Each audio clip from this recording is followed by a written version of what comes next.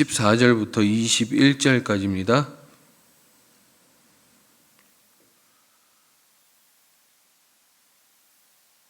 사도행전 2장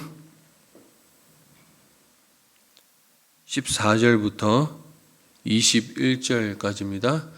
우리 한 절씩 교독하고 21절 같이 읽도록 하겠습니다. 14절 제가 먼저 읽겠습니다.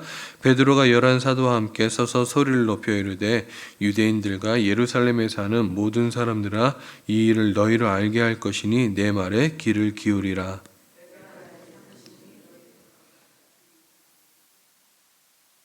이는 곧 선지자 요엘을 통하여 말씀하신 것이니 일러스되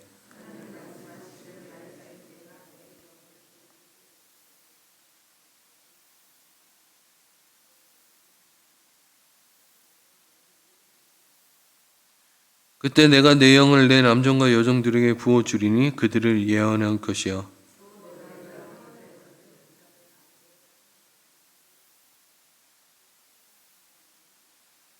주의 크고 영화로운 날이 이르기 전에 해가 변하여 어두워지고 달이 변하여 피가 되리라. 누구든지 주의 이름을 부르는 자는 구원을 받으리라 하였느니라. 아멘. 오늘 본문 앞전에 보면은 마가의 다락방에서 강력한 성령이 오순절날 임했습니다. 이 막 강력한 성령의 역사가 임하면서 이 제자들의 모습들이 이제 변화된 거죠. 성령의 어떤 그런 모습에 의해서 변화가 되었습니다. 이 변화된 모습은 각 나라 언어로 방언을 하게 되었던 것이죠. 근데 이것을 지켜보던 많은 사람들이 있었습니다. 어떤 사람들은 되게 놀랍다, 충격적이다. 어떻게 저런 사람들이 저런 이제 다른 나라 언어들을 할 수 있을까? 라고 놀라움을 금치 못하는 무리들이 있었는가 반면 얼마나 술에 취했으면은 저들이 저러고 있을까라고 조롱하는 사람들이 많이 있었습니다. 베드로가 이것을 보고 있자니 안 됐던 것 같아요. 그래서 설교로 이들을 하나님에 대해서 또 예수 그리스도에 대해서 변증하기 시작했습니다. 이 변증의 내용은 이제 설교로 담아서 이제 이 모든 사람들에게 얘기하게 됐는데요.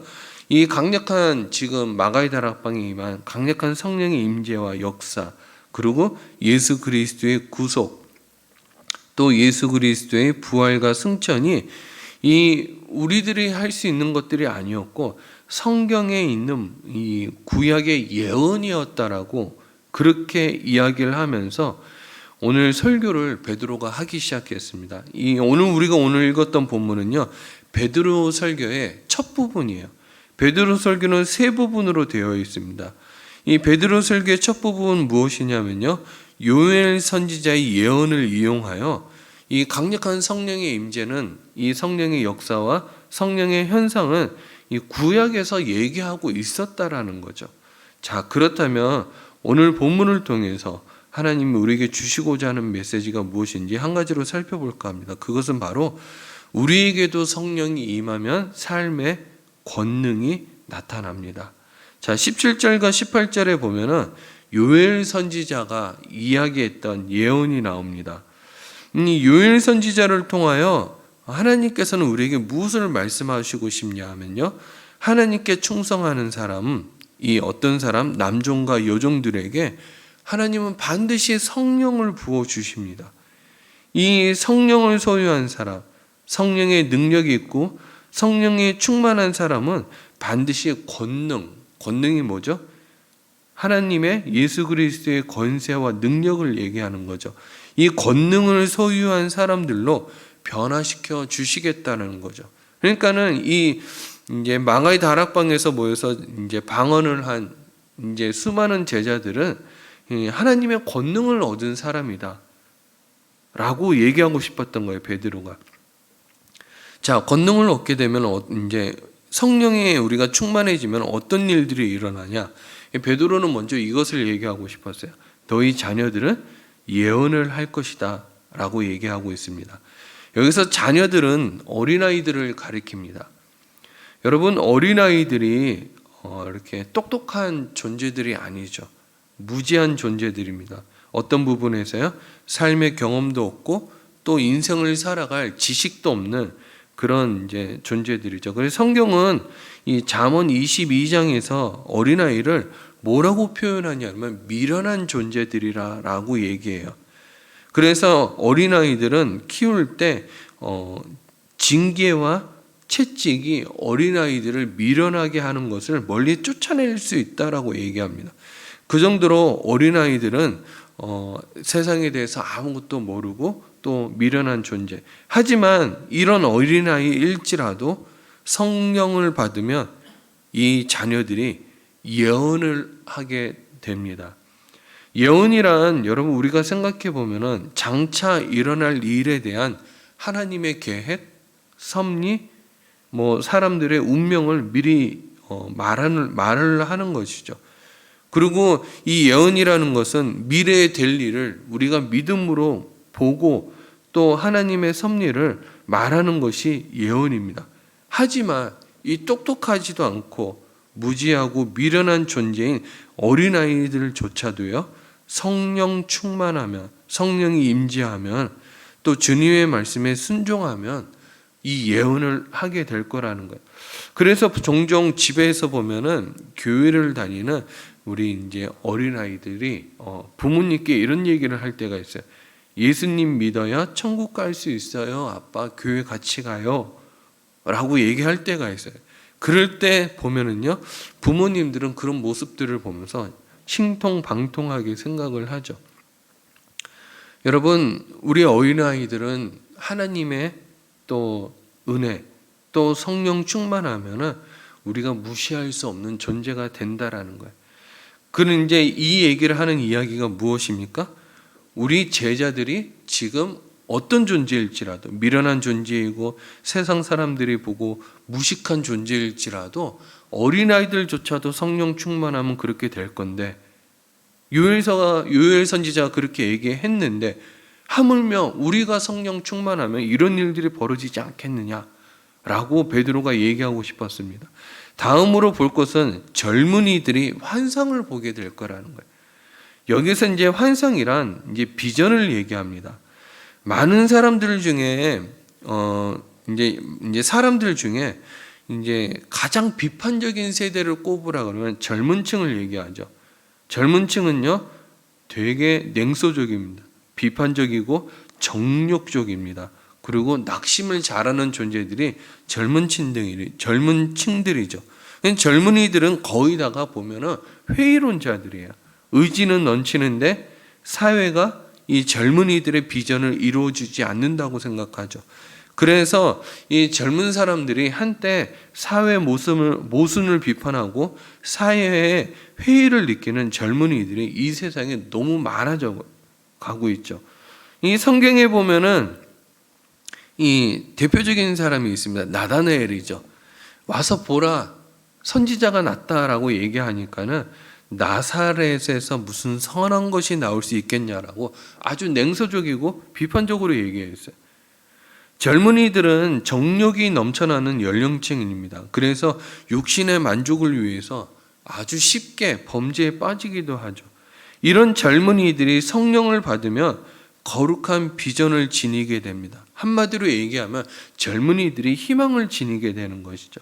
젊은 다윗이 골리앗을 두려워하지 않고 승리의 확신을 가지고 도전했던 이 주님의 비전, 예수님의 비전과 용기를 지니게 됩니다. 또 거룩한 삶의 계획을 지니고요, 주님의 의의 병기로 사용되어질 수 있는 거죠.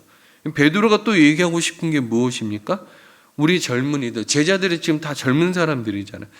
우리가 젊은 사람들이 지금 이렇게 변화된 모습은 성령의 능력이 아니고서는 설명할 길이 없다라는 거예요. 지금 그것을 얘기하고 싶었던 거예요. 그래서 위대한 신흥의 지도자들은요, 젊었을 때부터 성령 안에서 이 비전을 지니고 그 비전을 이루기 위해서 노력했던 사람들입니다. 끝으로 이제 베드로가 하고 싶었던 얘기는 이제 늙은이들은 꿈을 꾼다라는 거예요. 여러분, 노인을 생각할 때 노인은 생리적으로 잠이 적죠. 꿈도 젊었을 때보다 비교할 수 없이 덜 꿉니다. 그래서 여기서 말하는 이제 노인들이 꿈을 꾼다라는 것은요, 이 꿈은 소망을 가리켜요. 노인네들은 소망을 상실한 것이 당연한 연령층입니다. 이 노인은요, 과거를 먹고 사는 존재들이죠. 지나간 낡은 사진첩을 뒤척이며 과거의 일로 위안을 삼는 사람들입니다. 이들에게는 장차 죽음만이 기다리고 있을 뿐이죠.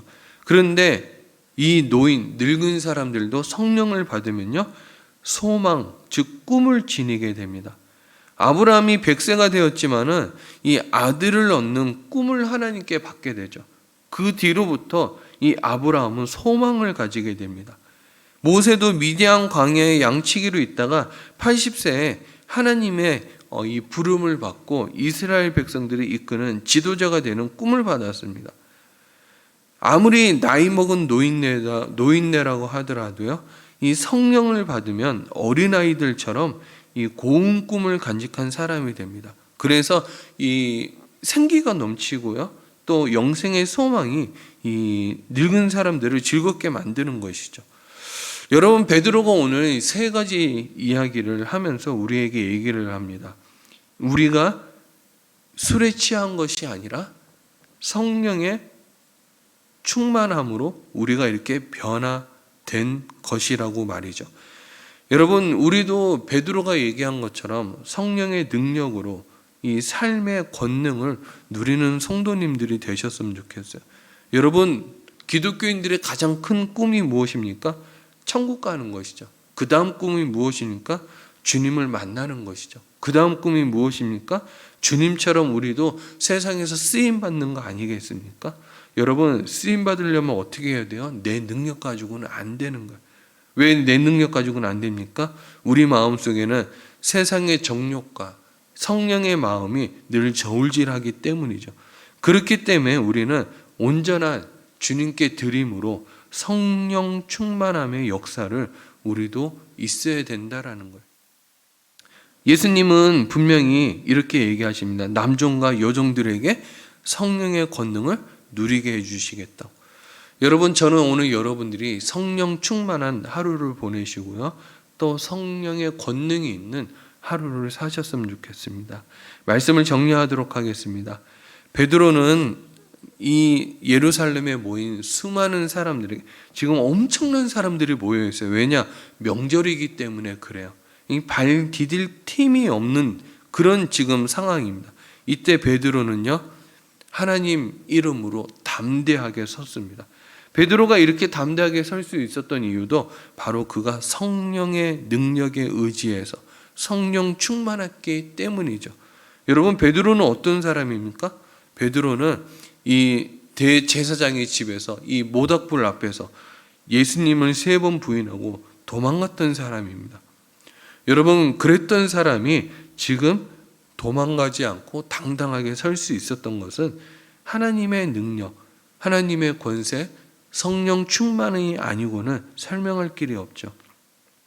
저는 여러분들이 오늘 하루를 사실 때 이 성령의 능력, 성령의 권세, 성령 충만함으로 저는 여러분들이 당당하고 또 주님의 이름을 전하며 또 예수님을 나타내고 또 많은 사람들에게 내가 하나님의 자녀라는 것을 표시하면서 나타내면서 저는 삶의 권능을 통해서 하나님께 영광 돌리고 주의 사람들에게 알리고 그렇게 오늘 하루를 기쁘고 또 행복하게 소망이 넘치게 또 예언도 하고 또 꿈도 꾸고 환상을 보는 오늘 이 새벽이 되길 주의 이름으로 축복합니다. 자, 우리 함께 기도하도록 하겠습니다.